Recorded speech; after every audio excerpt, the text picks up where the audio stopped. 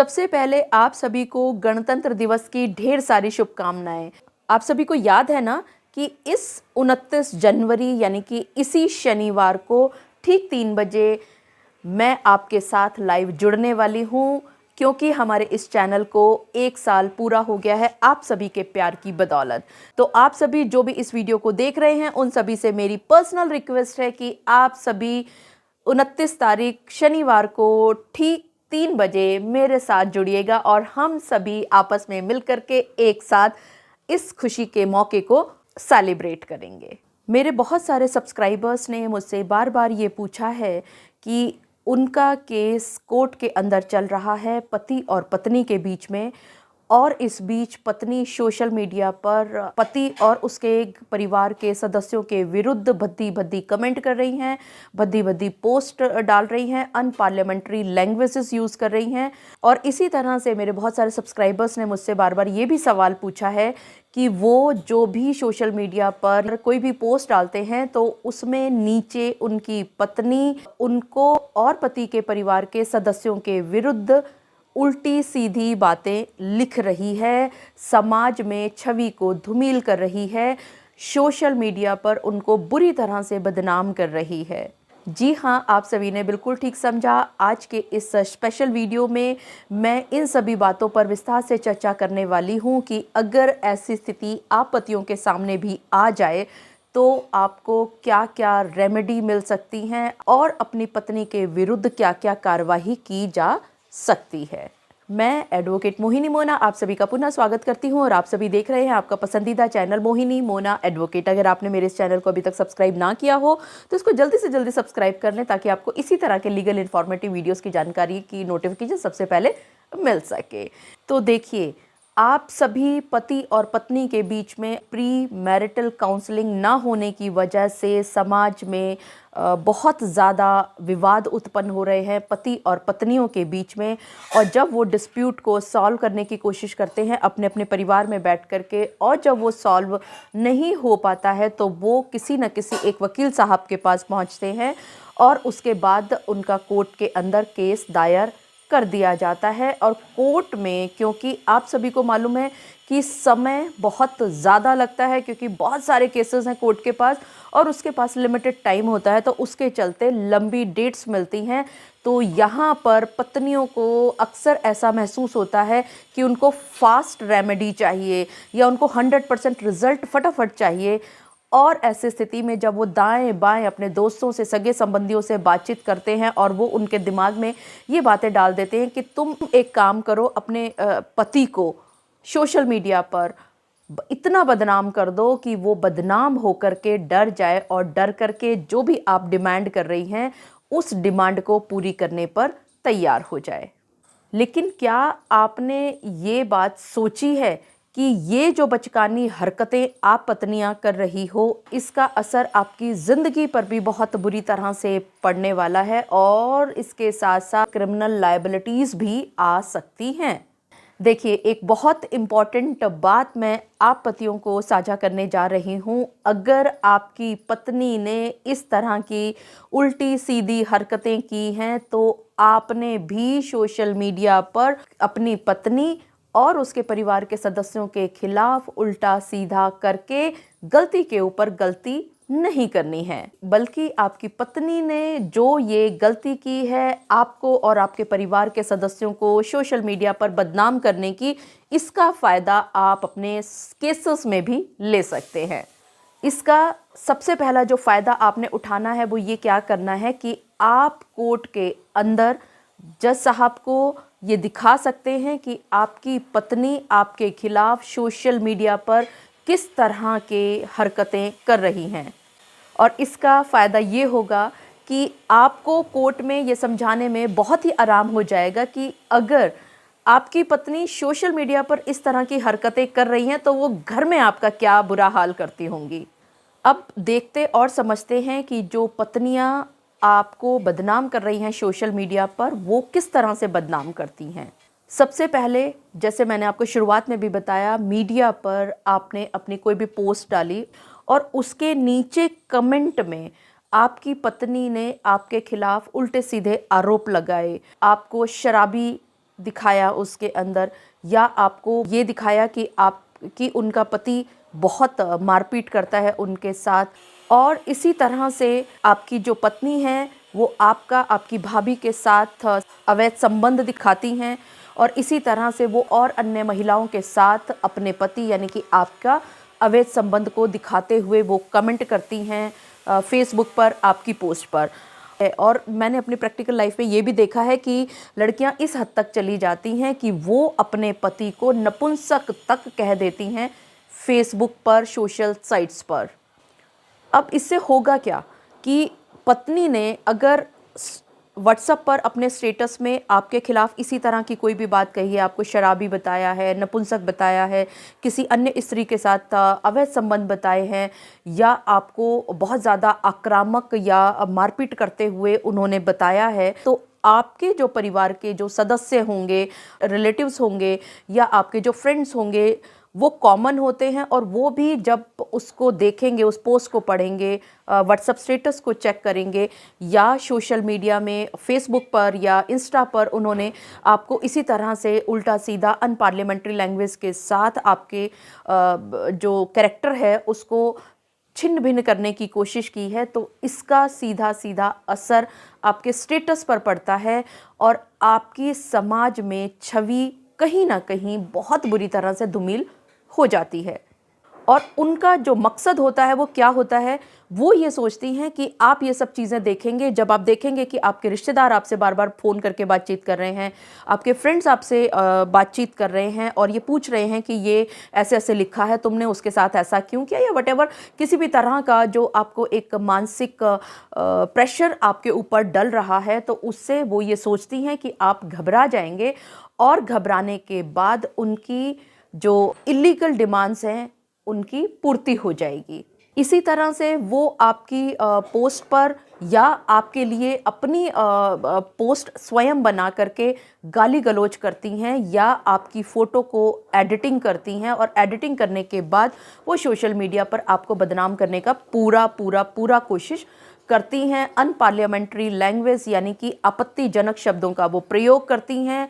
और आपके जो करैक्टर है उस पर वो बार बार आघात करती हैं उल्टे सीधे कमेंट करके, और उनका एकमात्र उद्देश्य सिर्फ और सिर्फ यही होता है, वो किसी तरह से आपको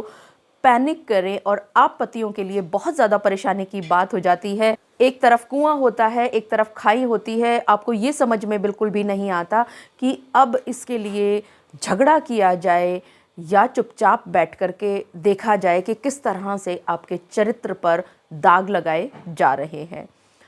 अब उनका जो उद्देश्य होता है, वो सबसे पहला उद्देश्य तो ये होता है कि जैसे ही आप इन सोशल साइट्स पर ये उल्टी सीधी कमेंट्स और उल्टी सीधी पोस्ट पढ़ेंगे, देखेंगे, तो आप उनके साथ झगड़ा करेंगे, गुस्से में आकर के, आवेश में आकर के, जो कि स्वाभाविक भी है।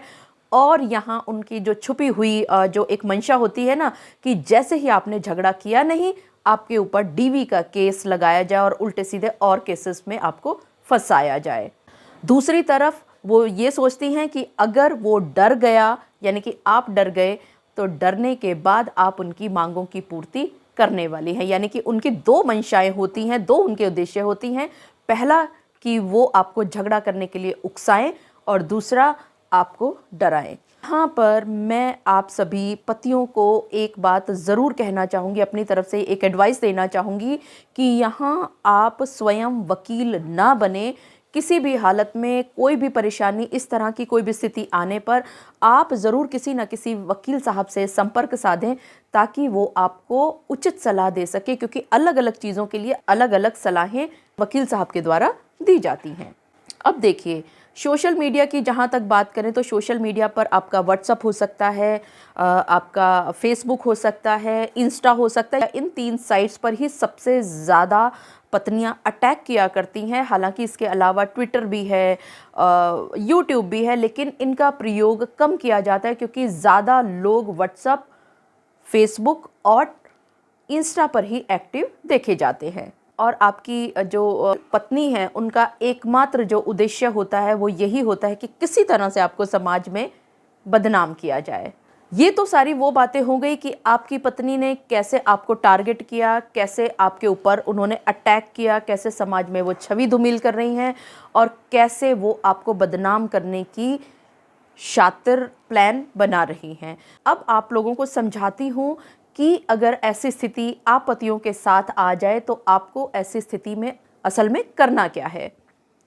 सबसे पहले तो आपने क्या करना है कि जैसे ही व्हाट्सएप पर या किसी भी सोशल साइट पर आपकी पत्नी उल्टा सीधा कोई भी कमेंट करती है या कोई भी पोस्ट डालती है तो आपने सबसे पहले उसका स्क्रीनशॉट ले लेना है। स्क्रीनशॉट लेने के बाद आपने उन स्क्रीनशॉट की एक सीडी बनानी है, एक सीडी तैयार कर लेनी है, क्योंकि आपकी पत्नी किसी भी समय वो स्टेटस को हटा सकती है। उसके बाद आप अपने वकील साहब के पास जाएंगे और आपके वकील साहब आपके लिए एक एफिडेविट तैयार करेंगे 65B का। और जब ये सारी चीज़ें तैयार हो जाएंगी तो अब आपने अपनी पत्नी को एक लीगल नोटिस देना है जो वो हरकतें कर रही है आपको बदनाम करने की। और यहाँ पर फिर से कहूँगी, ये गलती आप ना करें कि खुद आप नोटिस देने की कोशिश करें, क्योंकि हो सकता है कि कुछ बातें आप उसमें ऐसी लिख दें जो आपको लिखनी नहीं थी और कुछ बात ऐसी छोड़ दें जो कि लिखी जानी बहुत ज़रूरी थी। तो यहाँ पर आप किसी वकील साहब से संपर्क करें और वकील साहब के द्वारा ही आप लीगल नोटिस उनको डिस्पैच कराएं समय रहते। अब देखिए, लीगल नोटिस जैसे ही आपकी पत्नी के पास पहुँचता है, 3 तरह की बातें हो सकती हैं। पहला तो वो रिप्लाई देती है जिसमें वो उल्टा सीधा आपने जो भी उनके ऊपर बताया है कि आपकी पत्नी ने कैसे कैसे आपको फंसाने की कोशिश करी है, उनका उल्टा सीधा या गलत जवाब वो देती हैं तो वो मरी। अगर वो किसी भी तरह का जवाब देती हैं और कोई चीज़ उसके अंदर छोड़ देती हैं तो मरी। और अगर वो उस नोटिस का जवाब नहीं देती हैं तो भी वो मरी, क्योंकि कानून ये कहता है कि अगर उन्होंने नोटिस का जवाब नहीं दिया तो इसका मतलब ये है कि उन्होंने सब चीज़ों को मान लिया कि वो सारी चीज़ें सही थी। ये आपके लिए बहुत बड़े प्लस पॉइंट होते हैं। और जैसे ही ये समय पूरा हो जाए, जो आपने लीगल नोटिस में समय दिया था, वो समय पूरा होते ही आपने क्या करना है, कोर्ट के अंदर केस फाइल करवाना है। यहाँ पर आप 2 तरह से काम कर सकते हो। अगर आपको मुआवजा चाहिए तो आप सिविल केस फाइल करवा सकते हैं, और अगर आप अपनी पत्नी के खिलाफ फौजदारी एक्शन चाहते हैं तो आप 499, 500 और 506 IPC के तहत अपनी पत्नी के खिलाफ केस करवा सकते हैं। ये बहुत ही गंभीर प्रवृत्ति के केस हैं और जज साहब के सामने आपकी पत्नी का एटीट्यूड बिल्कुल खुली किताब की तरह सामने आ जाता है और जज साहब ये बिल्कुल अच्छी तरह से समझ जाते हैं कि आपकी पत्नी का असल में एक्चुअल एटीट्यूड क्या है। वो बदनाम करने के लिए, जबकि कोर्ट के अंदर केसेस चल रहे हैं और कोर्ट में केसेस चलते चलते अगर वो इस तरह की हरकतें कर रही है तो इस चीज़ का जो खामियाजा है आपकी पत्नी को ज़रूर भुगतना पड़ेगा। इसी तरह से अगर आपकी पत्नी फर्जी एडिटिंग करती है या फर्जी आईडी बनाती है और उस आईडी के तहत फिर वो उल्टा सीधा आपके ऊपर कमेंट करती है, समाज में आपकी छवि को धूमिल कर रही है, तो यहाँ पर आप IT एक्ट के 66D के तहत आप अपनी पत्नी के खिलाफ कार्रवाई करवा सकते हैं और ये बहुत ही गंभीर जुर्म माना जाता है और यहाँ पर आपकी पत्नी को 3 साल तक की सज़ा मिल सकती है। इसी तरह से आपकी पत्नी आपकी छवि को धूमिल करने के लिए बहुत बार ऐसे कुछ फैमिली के व्हाट्सएप ग्रुप्स बनाए होते हैं या रिलेटिव्स के ग्रुप्स बनाए हो सकते हैं, वो आपके परिवार की तरफ या आपकी पत्नी के परिवार की तरफ, और वहाँ पर अगर वो इस तरह की उल्टी सीधी कमेंट करती है तो भी आपने सारे वही एक्शंस करने हैं। आपने उसका स्क्रीनशॉट ले लेना है, स्क्रीनशॉट लेने के बाद आपने CD में उसको कन्वर्ट करना है, CD में कन्वर्ट करने के बाद आपने एक एफिडेविट बनवाना है वकील साहब के, और फिर उसके बाद आपने एक लीगल नोटिस डिस्पैच करवाना है उस व्हाट्सएप ग्रुप के एडमिन के खिलाफ भी। ये सारे एक्शंस आपको अपनी पत्नी के खिलाफ ज़रूर जल्दी से जल्दी कर लेने हैं। अब आपने पुलिस में एक कंप्लेंट करनी है और अगर पुलिस आपकी उस कंप्लेंट के बाद भी कोई भी कार्रवाई नहीं कर रही है तो आप कोर्ट की शरण में जा सकते हैं और कोर्ट से अफेक्टिव ऑर्डर्स प्राप्त कर सकते हैं। इसी तरह से आपकी पत्नी ने अगर आपके खिलाफ कोई भी मैसेजेस फॉरवर्ड कर रखे हैं तो आप पुलिस से 107 CRPC के तहत उन सारे मैसेजेस को रिमूव करवाने के लिए और उन मैसेजेस को आगे फॉरवर्ड ना करने के लिए पाबंदी ले सकते हैं पुलिस के द्वारा आप अपनी पत्नी के खिलाफ। तो देखा आपने कि कितनी सारी रेमेडीज अवेलेबल हैं आपके पास, लेकिन जानकारी के अभाव में आप इनका फ़ायदा नहीं उठा पाते। आप डर जाते हैं, डिप्रेशन में आ जाते हैं और इस चीज़ का फ़ायदा हमेशा आपकी पत्नियां उठाती हैं और आपको उनकी इलीगल डिमांड पूरी करनी पड़ती है। तो आशा करती हूँ आप सभी को आज के इस स्पेशल वीडियो में बहुत अच्छी तरह से समझ में आ गया होगा कि अगर हमें कानून की अच्छी तरह से समझ है तो कोई भी व्यक्ति किसी भी हालत में आपका शोषण कभी भी नहीं कर सकता।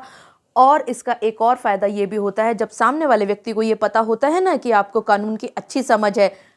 तो वो आपसे सावधान भी रहेगा, डर के भी रहेगा और आपके खिलाफ ऐसी उल्टी सीधी हरकतें करने के बारे में सोचेगा भी नहीं।